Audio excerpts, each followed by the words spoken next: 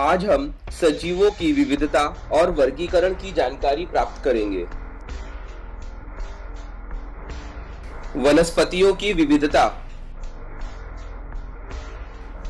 हमारे चारों ओर अनेक स्थानों पर भिन्न भिन्न प्रकार की वनस्पतियां पाई जाती हैं। कुछ वनस्पतियां घास की तरह बौनी होती हैं, तो कुछ ऊंची और घेरेदार होती हैं। कुछ वनस्पतियां पानी के नीचे तो कुछ पानी पर तैरती हुई दिखाई देती हैं। मरुस्थल में भी हमें कुछ वनस्पतियां उगती हुई दिखाई देती हैं। इतना ही नहीं, एक ही प्रकार की वनस्पति में भी हमें विविधता दिखाई देती है। जैसे विभिन्न किस्मों वाले चावल और गेहूं, गुलाब के विविध प्रकार, भिन्न भिन्न स्वाद वाले आम। कुछ वनस्पतियों में तो तने, पत्तियां अथवा जड़ें नहीं पाई जाती। सामान्य वनस्पतियों की अपेक्षा ये भिन्न होती है। अब हम समझ चुके हैं कि जिन वनस्पतियों को हम देखते हैं वे सब की सब एक जैसी नहीं होती हैं। वनस्पतियां सूर्य के प्रकाश में अपना भोजन स्वयं तैयार करती हैं।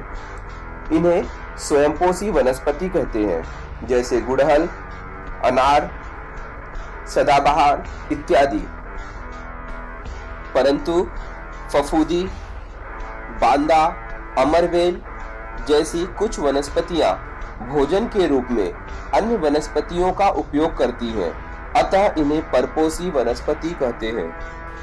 घटपर्णी जैसी वनस्पतियां कीटकों का भक्षण करती हैं, इसीलिए इन्हें कीटभक्षी वनस्पतियां कहते हैं। वनस्पति की रचना।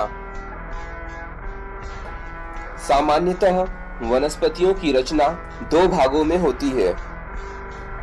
जमीन के ऊपर पाया जाने वाला तना तथा जमीन के नीचे पाई जाने वाली जड़ें। वनस्पतियों के मुख्य घटक जड़ें, तना और पत्तियां हैं। परंतु समय समय पर पुनरुत्पादन के लिए उनमें फूल आते हैं और बाद में ये फूल फलों में रूपांतरित हो जाते हैं। इन फलों से बीज प्राप्त होते हैं।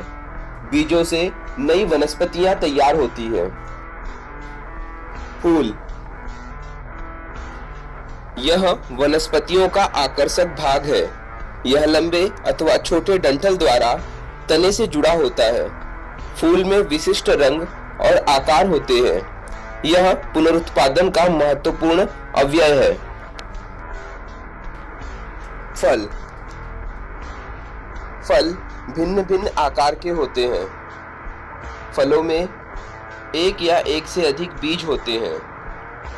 सेम, मटर, सहजन आदि फलों के उदाहरण है।